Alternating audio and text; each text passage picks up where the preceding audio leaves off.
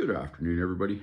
Had a bunch of family issues, death in the family and everything else, so haven't been on for a while. Haven't made any videos, but hoping to get back into the saddle here. So I've got this spalled out piece of Obsidian. You can see it's really funky. It's got a dish here, a high here, and a high here, and then it dishes down on this side as well. So we'll try to get this all thinned out, flattened out, and get rid of all these dishes and humps, and hopefully make a nice little point for you on this video. So let's go.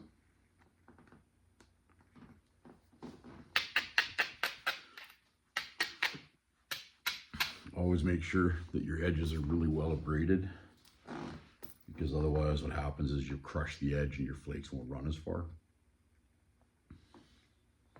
You don't have to hit Obsidian very hard either.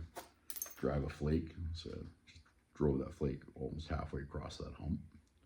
So now I'll take one this side, hopefully it'll run this edge off. And I'll flake around all the way out to the center here. So I'll just continue what this is called is zigzagging. So I'm going to basically work this around and run the flakes, and I'm going to zigzag this edge, and then I'll have a good look at it.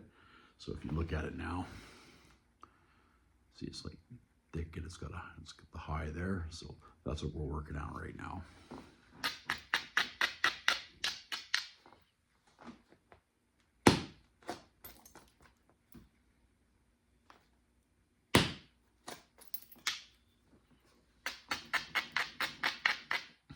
So I just, in the last little bit, been watching lots of videos, and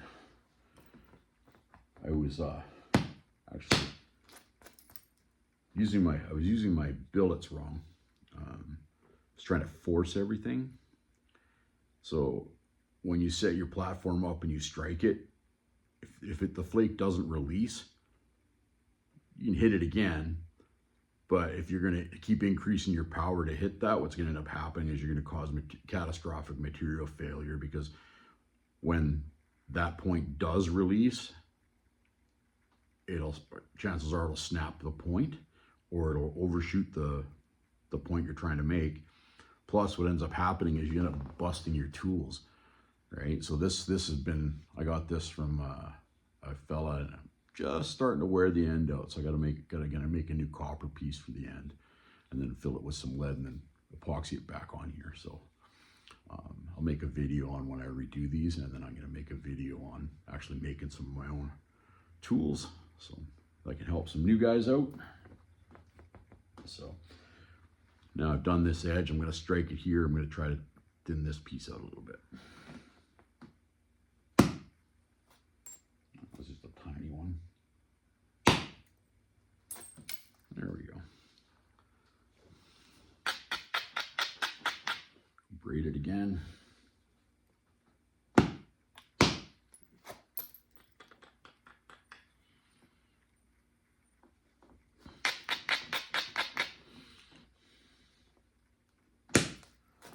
Normally I like playing music in the background, but YouTube censors my videos, and then they're not public, and I can't get them. Then lots of people can't see them because they're like almost like semi-private videos.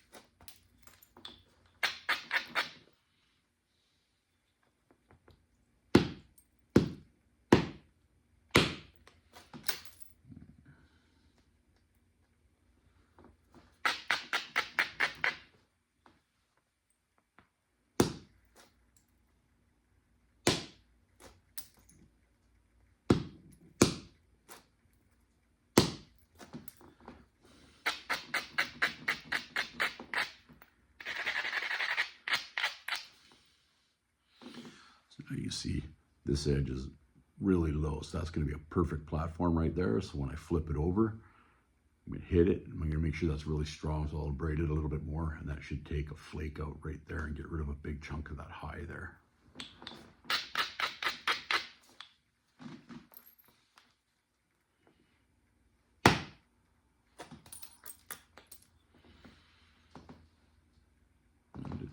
flake ran to right there. So I struck it here, and then it broke into 3 pieces, and it hinged off right here. But I could be able to get that when I go in from this side.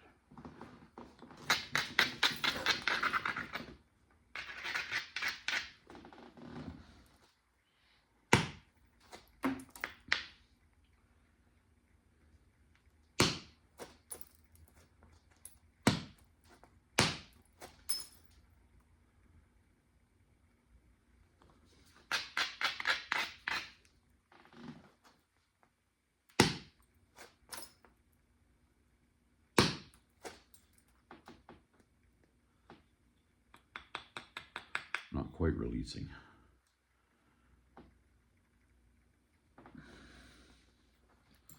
So one thing I do when I'm napping, and I picked it up from a bunch of different people that I've watched on YouTube. I'll work a piece, and like this one here, I've just got this little spot here that I got to finish zigzagging, but then it's basically done. But you can see my piece, it's like a wave. So once I get it all zigzags, I'll do this piece next. And then once I get it all zigzagged, then I'll abrade the edge, and then I'll basically work the low, flip it over, work the low, all the way until that should make the piece just about flat, hopefully. So.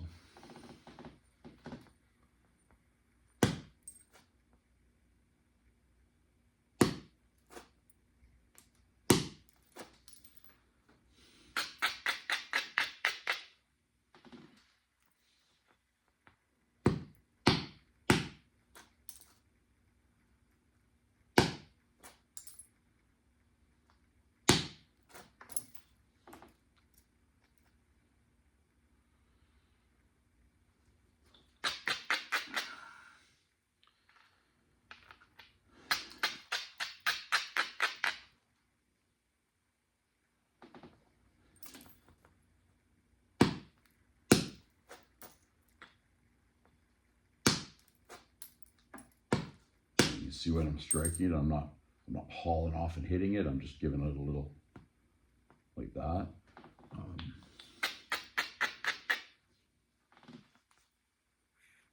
So when I'm spalling them, if it's a smaller piece, obviously I'll use a smaller billet or a hammerstone.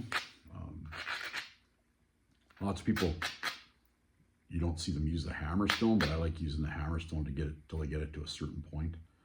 So if I'm working a chunk like this, I'll start off with a hammerstone until I get it broken down to the point where it's workable, and then I'll switch to the largest bopper I have, which is, oh, that's not it. So there's the largest one, but I gotta fix this one and re-epoxy it because it decided it didn't want to cooperate. So, and that's how these ones were made. I didn't make these ones. I actually purchased them, but so they take a cap you get at the hardware store, and then take that, they fill it with lead, and then they'll turn around and put it all on, and then it gets epoxied onto the handle and goes from there.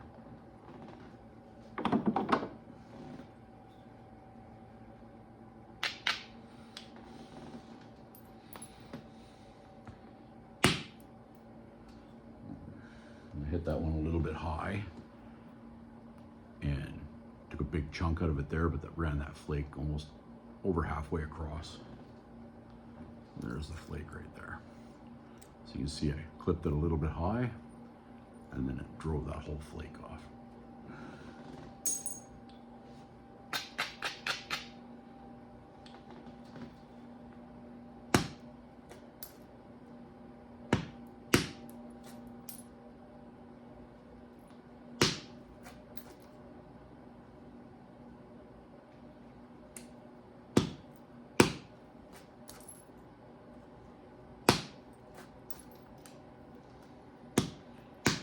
A lot of this is trial and error. I would love to, when I first started, to be able to sit down with somebody that flint knapped and be able to pick their brains, but most of mine was, there's nobody, after the fact I found there is a couple of flint knappers in this area. They're both about an hour's drive away from me. So there is a couple of people that flint knap up here.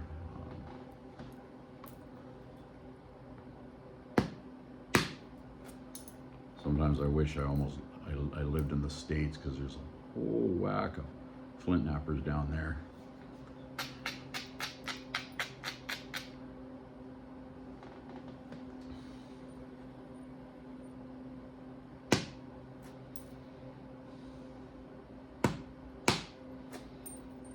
Plus, the nice thing about the U.S. is because there's so many people that flint knap, there's lots of different materials. Up here, most of the materials have been lost because it's basically a lost art. Nobody really wants to do it. I find it super relaxing, so try to get my boys to do it, but they're young boys. They'll do what they're gonna want to do. Play with computers, do that kind of stuff.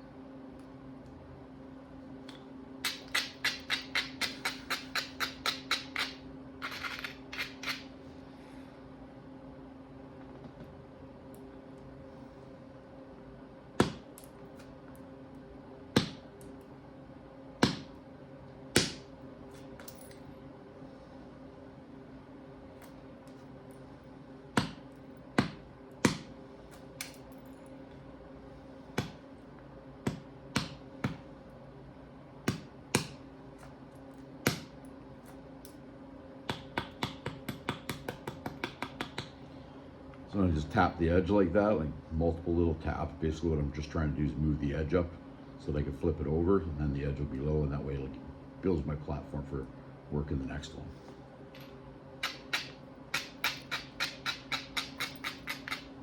If you're not comfortable doing that, you can always just do it with a pressure flaker as well.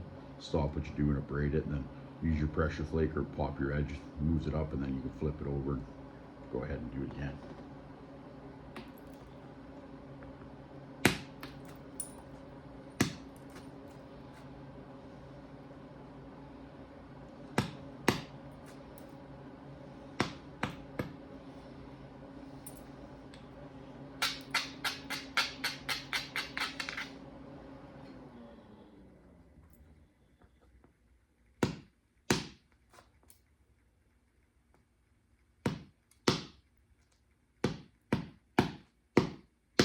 Helps if you actually hit your piece when you're working on it though.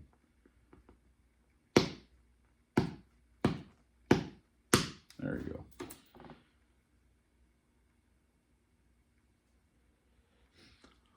So that's what we got on our piece now. We got most of the highs and the dishes are taken off. So we've got basically, it's a pretty flat. It could be a little bit thinner.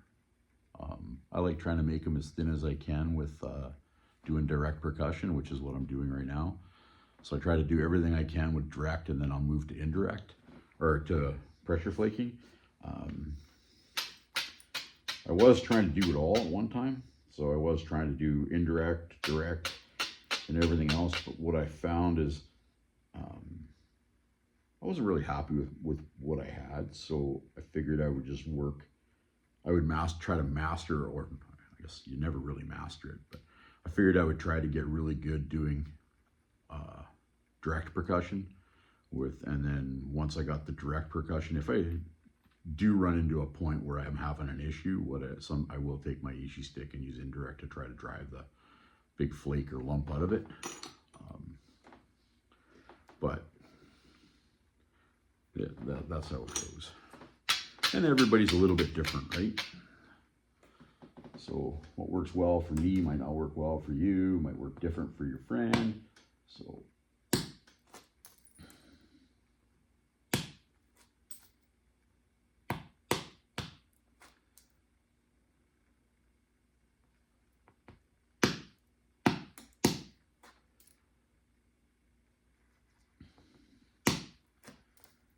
a lot of my flake patterns, like my flake spars, don't line up. Like you'll see other guys, they'll make their pieces and their pieces will be just about perfect.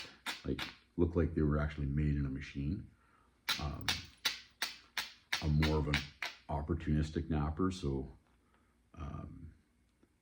if I can drive a flake here, I'm going to drive a flake here. I won't. And then so for the next one, I would go different.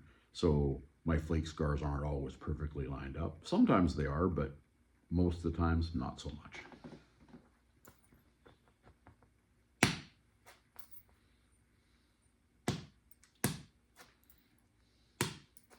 See how I'm not striking it really hard?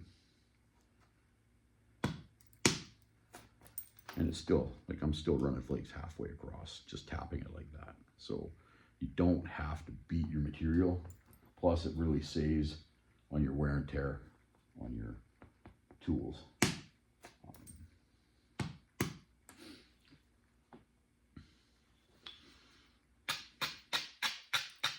It'll really suck if you're working on it, you bust your tool, and now all of a sudden you can't finish what you're doing.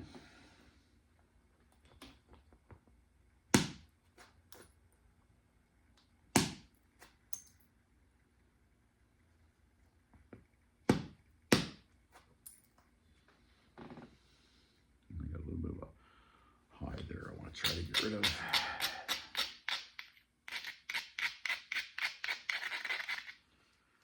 So I'm going to try to strike it here a little bit high, and I want to try to drive. So I want the flake to come out like this. Take this little hump off.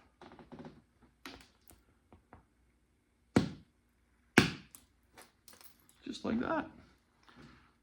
Take that whole chunk right off. I got a lid. I'm going to move it over and just try to clip this and get this one, because it'll hopefully run that ridge right into here.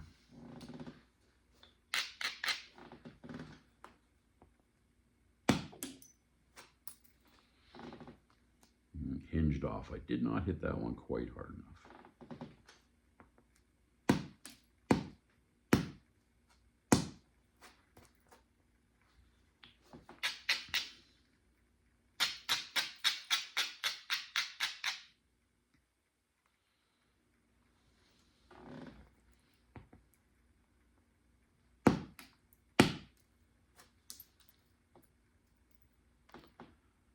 It's funny, sometimes the obsidian and the pieces release off it, and then sometimes they stay. You can just tell that they're attached just by a little piece, but the whole flake is opaque.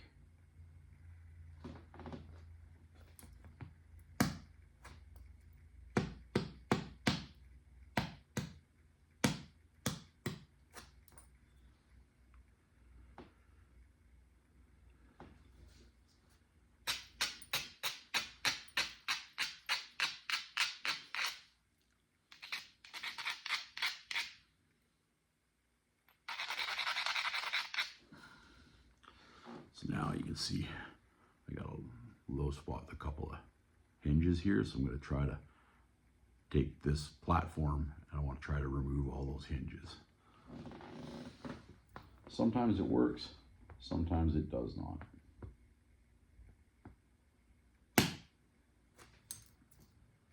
And that time it worked beautiful.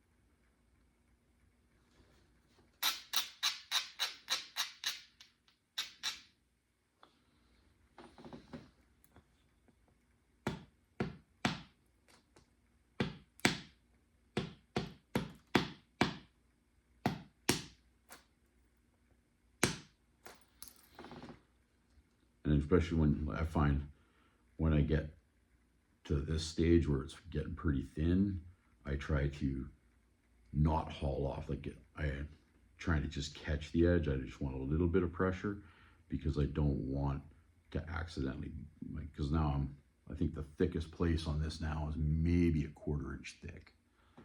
So I'm gonna try, I should have thinned the base out first. I got a little high spot here, so hopefully it doesn't snap my point when I try to run the piece out of there.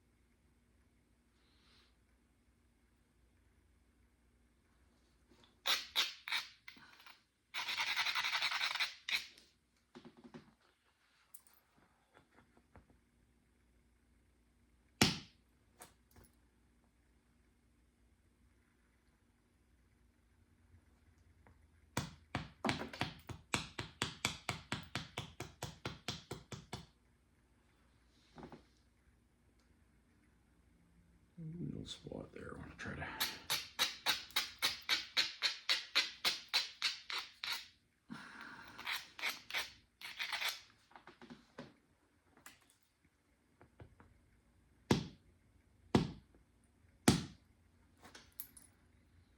Oh, I got that nice hinge off it. Thank you. And then gave myself another one right there. Damn it.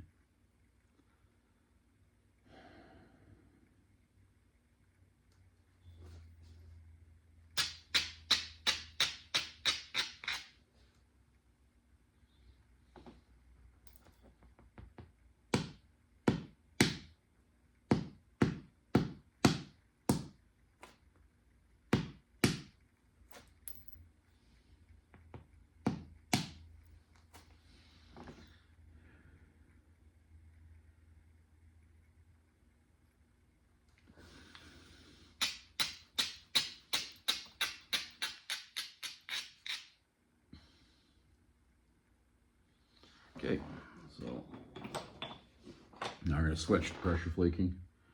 So this is my pressure flaker. And I have a hand pad. It's a guy in the States that makes these, and they're the cat's meow. Fortunately, I don't have PayPal, so I was going to get them to send me some, but then, or get them to make me a couple and send them to me, but I have to wait for it because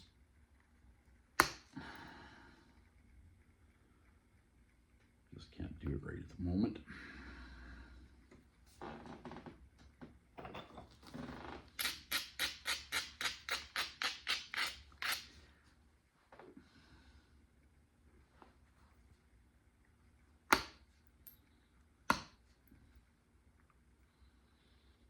Got rid of that one hinge. I'm impressed.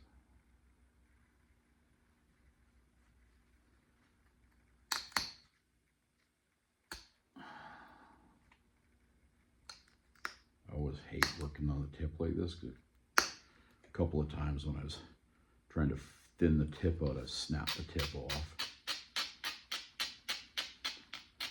And I have good days and bad days. There's times where I'll be, literally I could take any piece of rock and make anything out of it. And then the next day, every piece of rock I touch, I bust. So, gotta be really careful. These obsidian shards are super sharp. And you can literally drive them in through, like I wear cut-proof glove here, which is, my wife got me off of Amazon. Really I was literally, no word of a lie, gonna have to buy Shares and Johnson's and Johnson because I was using up so many Band-Aids. I would literally come in the house with 9 of my 10 fingers bandaged up because this stuff's sharp. The biggest thing, always make sure you empty your pad, because if it fills up with the napping material in here, stuff's razor sharp and it will start slicing your pad out, and you get more wear on your pad than you really want at that, so you won't get as much longevity out of it.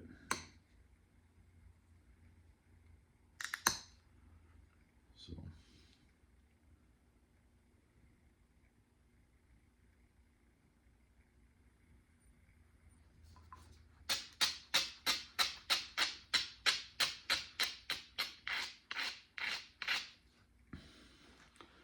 I'm gonna try to make a little corner notch point out of this piece. I've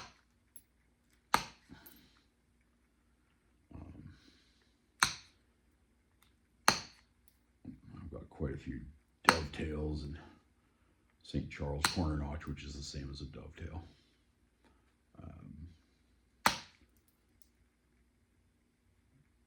So figure I'll try to make something a little bit different this time.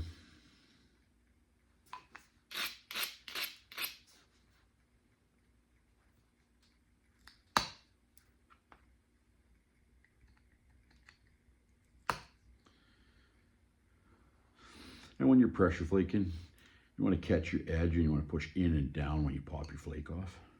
So you put it in, push in, load it, and then just pop the flake. And that's why you always hear that little pop sound. Let's see if I can enhance it for you.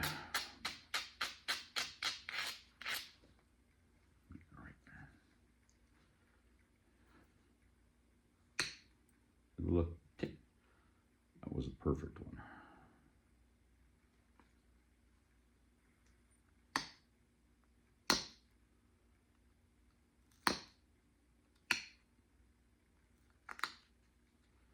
And then I'll try to, won't do it here on the tip, but I'll purposely scrunch one for you so you can hear the difference. You won't hear the pop, you'll hear the scrunch.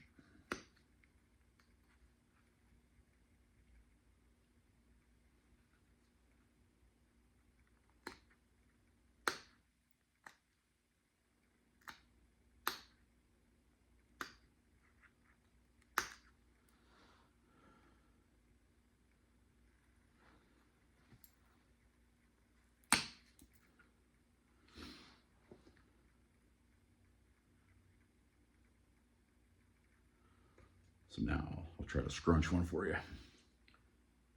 That's a pop. Now I want to try to make that noise. I'm not going to be able to. Now here, I won't abrade this one. I'll just pop it and see if it'll work. Hear that little bit of a sound? That's the shoulder crushing, which when that happens, you can cause yourself a lot of grief because you could set yourself up for hinges, and then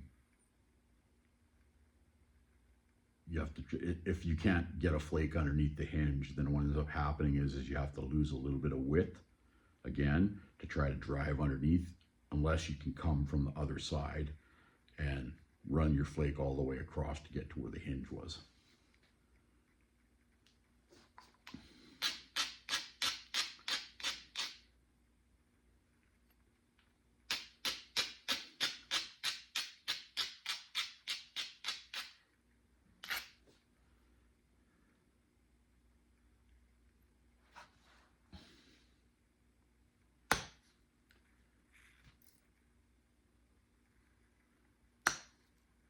That flake went almost right across and ran right to there. I didn't show very well. Well, so from this edge right to the tip of my thumbnails where that flake ran.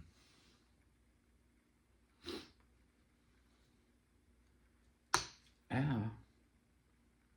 And that's what happens when you get that little, time for a new set of gloves, I think.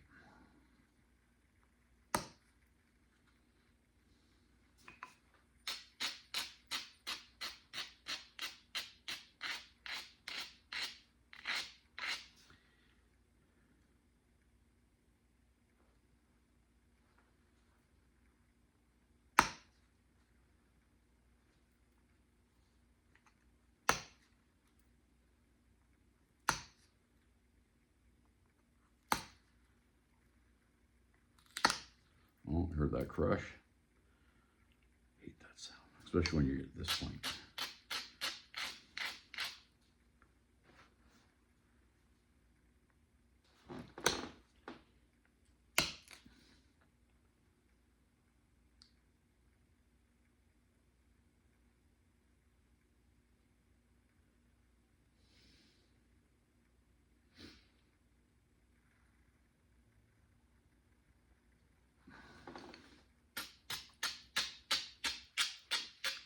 You can do with your material, once you get to a certain point, you can actually do a lot of the shaping with your material with an abrader.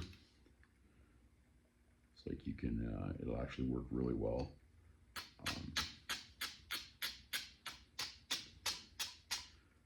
Especially for it's not softer material, more brittle material, because the abrader actually catches the edge of the brittle material and actually knocks tiny little flakes off.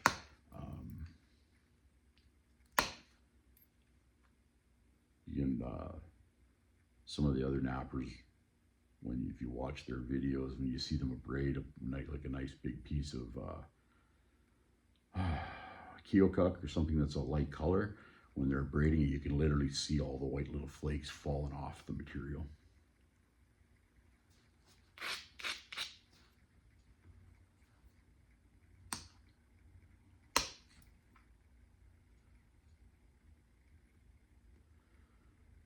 Ran all the way to there. You can see it's opaque. Right there, that piece is opaque, so that flake ran and then stalled out here, but this piece is still attached. So what I'll do is I'll clean up this bottom, because my bottom's not quite, it's not quite symmetrical yet, so I'm gonna clean that up and work it, and then hopefully that'll get rid of that opaque thing, and then we can notch her up.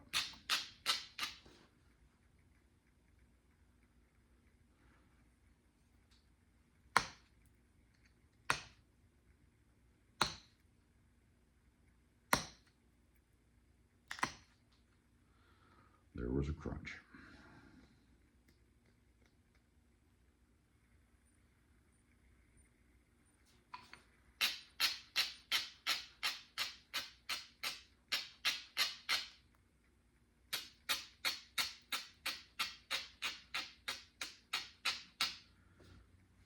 And basically just reshape that edge just with the abrader. There was a crunch. There's a scrunch. That flake broke off. Didn't do what I wanted it to do, that's for sure.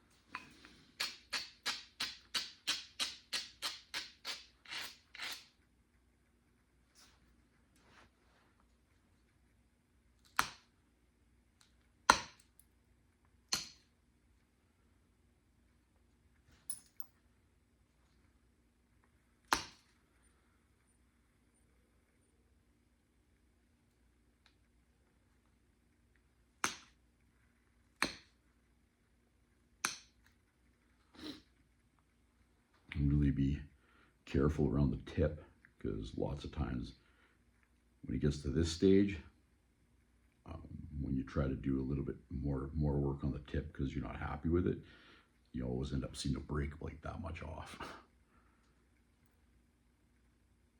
And I'm pretty sure I live in the interior of British Columbia, and I know for a fact, I was talking to my one friend, he lives in Surrey, and I was working a nice little point that out of some rose quartz that my wife gave me to make a point out of, and I had a really nice point, but I could see it had 3 fractures in it, and I thought I got to the point where it was pretty well done. I just had I had one little piece that was a high spot, and it was an pop like with a pressure flaker to get rid of it. So I figured, okay, I'll just do that because the piece is held together, and I should not have. I literally popped the flake off, and I was holding a point that was now in 3 pieces in my hand. All right. So there's the point. Nice little point. It's at its thickest spot, just under 1/4 inch. So that came out of one of those spalls of Obsidian. So I don't throw any of my stuff away. I'll keep it, I'll reuse it, I'll work it until it's to the point where it's too small for me not to work.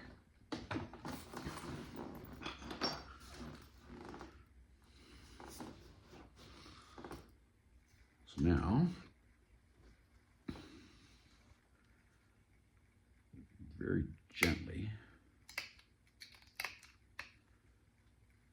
so when you're notching, you want to make sure your notch is a little bit wider than your actual notching tool, because if you actually go into your point a little bit, not 90 or perpendicular to the notch, what ends up happening is you'll bust the whole corner off.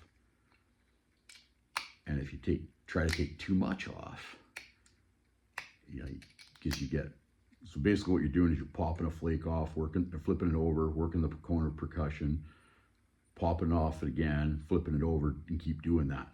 But when you put too much pressure, when it releases, if the percussion is too big, it'll literally take that whole corner off.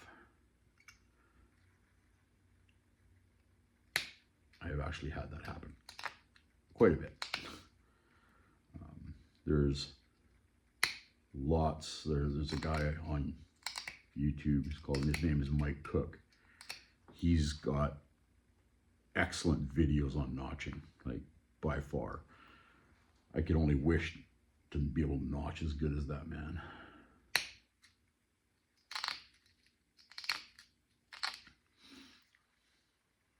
One of these days I'm actually gonna try to acquire one of his points, because his stuff is really, really nice. Super thin. So there's one notch. Now I'm gonna go on the other side and do it again, and then we'll sharpen or roll it.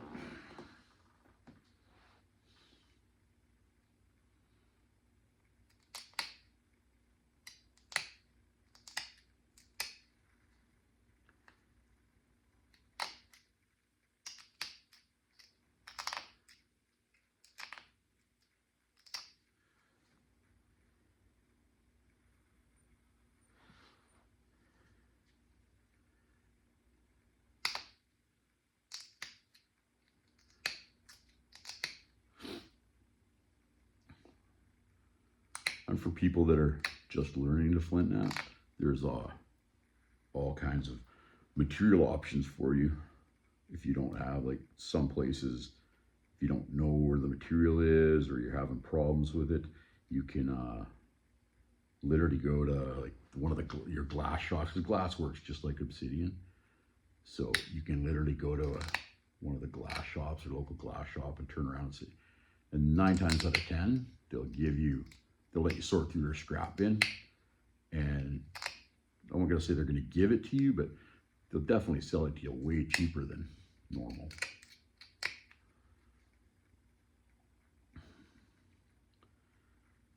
So that's another option, and it gives you practice. It's not the pressure flake. You can also go to like the Sally Ann's or whatever secondhand store. That's a good option for your point.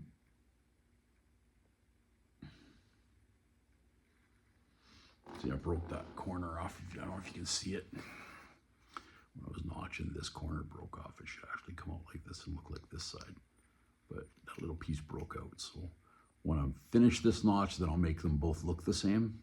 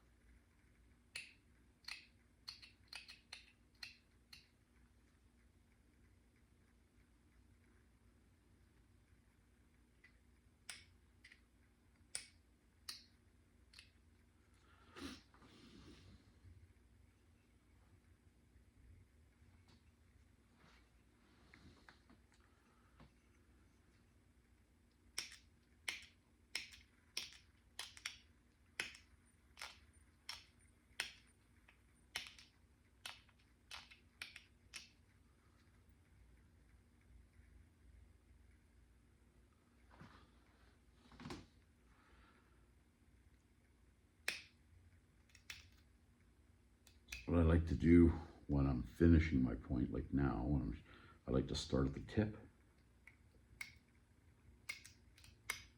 and work it down to the front, or to the tail, front. Gotta get my terminologies right.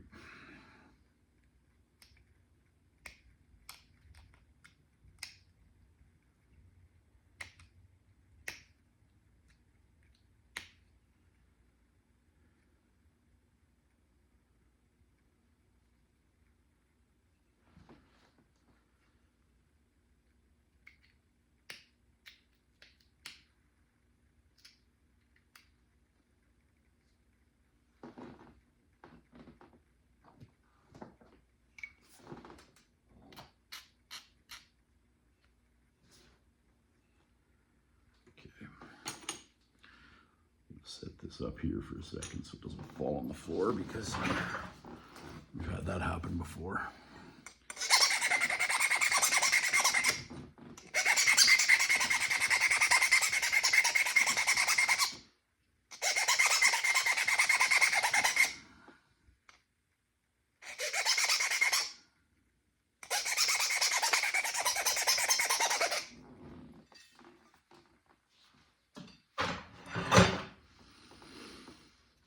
I just wanted to sharpen this up so that I can just go down and knock the end off, or knock the edges off, to make this little guy razor sharp.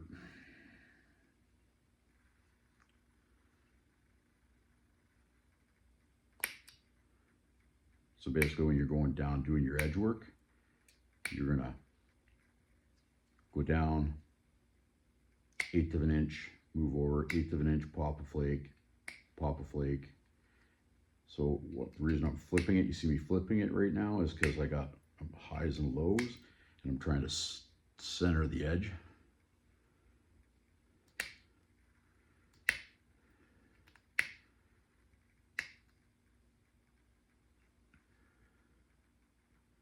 There we go.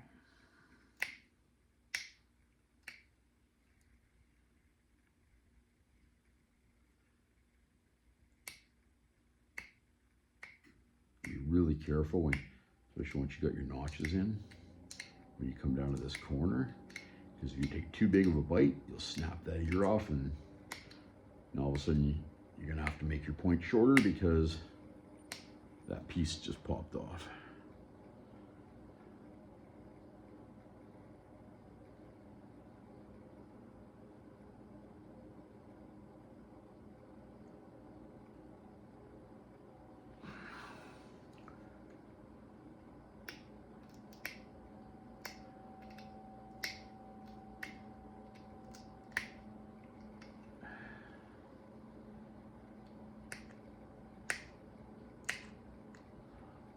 Flake that just popped off, so right there.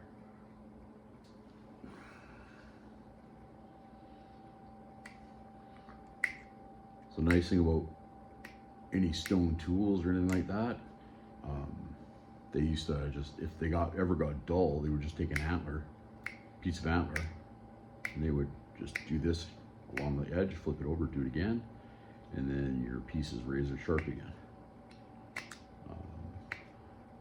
That's why sometimes you'll find arrowheads that may have started out like this, but then they broke 1/4 inch off the tip or something, and so now all of a sudden, instead of being nice this shape, all of a sudden it'd be a little bit steeper and rounder at the top because they've repaired it as they've used it.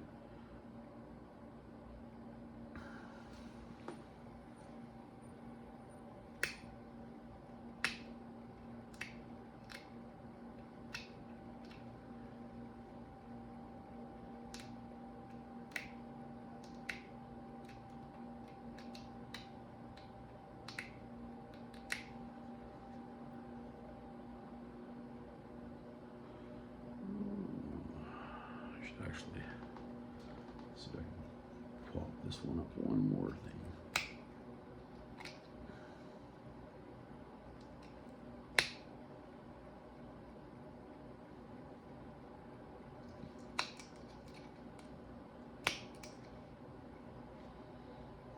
There you go. One finished little corner notch. And it's I've seen this Obsidian before. It's cloudy. It looks like it's almost got a bunch of air bubbles in it, but it's not air bubbles. It just looks like it. So hope you guys enjoyed the video. Have a wonderful day.